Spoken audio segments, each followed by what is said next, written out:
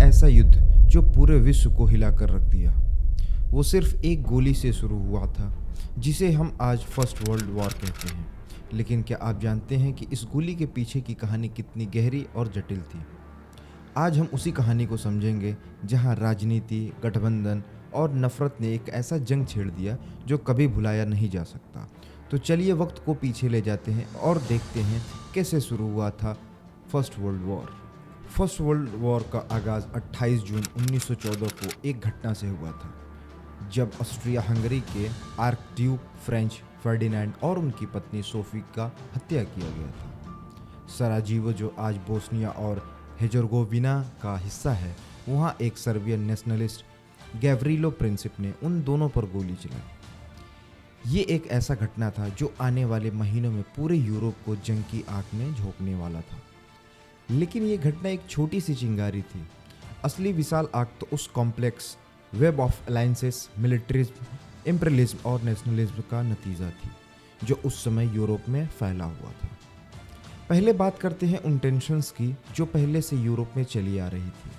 19वीं सेंचुरी के अंत तक यूरोप के पावरफुल नेशंस, जिसमें Britain, France, Germany, Austria Hungary और रशिया शामिल थे, अपनी ताकत और प्रभुता को बहारने के लिए एक दूसरे से भिड़ रहे थे। सभी देश अपनी मिलिट्री ताकत को बढ़ाने में लगे हुए थे, जिसे हम मिलिट्रिज्म कहते हैं। हर देश अपने आप को पावरफुल और सुरक्षित बनाना चाहता था, और इसीलिए नए हथियारों और सेना को ताकत देने पर जोर दिया जा रहा था। दूसरों की बात करें तो इम्पीरियलिज्म भी एक बड़ी वजह थी इस टेंशन की। यूरोप के देश अपनी साम्राज्य बनाने के लिए नए टेरिटरीज पे कब्जा कर रहे थे, जो एशिया और अफ्रीका तक फैल चुकी थी। ये इम्पीरियलिज्म का दौर था और सभी देश अपने नए कॉलोनीज बनाने के चक्कर में एक दूसरे से टक्कर लेने लग गए थे। सभी देश अपनी सुरक्षा के लिए एक दूसरे के साथ अलायंसेस बना रहे थे। ट्रिपल अलायंसेस में जर्मनी, ऑस्ट्रिया, हंगरी और इटली शामिल थे, जबकि ट्रिपल इंटेंट में ब्रिटेन, फ्रांस और रशिया थे। ये अलायंसेस इनिशियली अपनी सुरक्षा के लिए बनाए गए थे, लेकिन धीरे धीरे इनका प्रभाव इस तरह से बढ़ गया कि छोटी सी लड़ाई भी पूरे यूरोप को जंग में खींच सकती थी।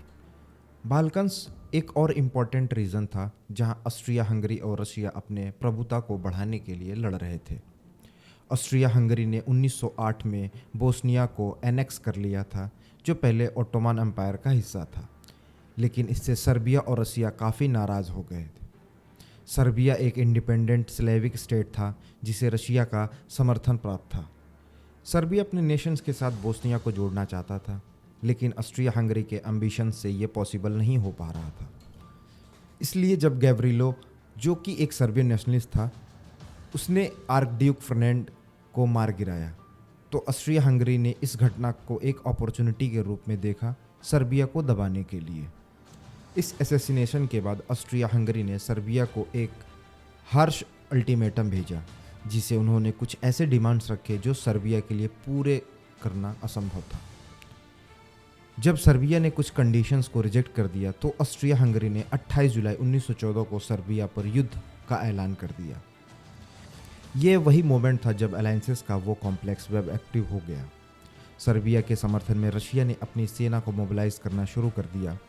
जर्मनी, जो ऑस्ट्रिया हंगरी का एले था, इसको रशिया के खिलाफ अपनी सेना को मोबिलाइज करने का सिग्नल समझा और ये युद्ध की घोषणा कर दी।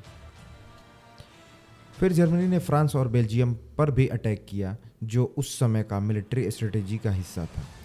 बेल्जियम पर अटैक करना ब्रिटेन के लिए एक रेड लाइन थी, और इसी वजह से ब्रिटेन ने भी जर्मनी के खिलाफ युद्ध की घोषणा कर दी।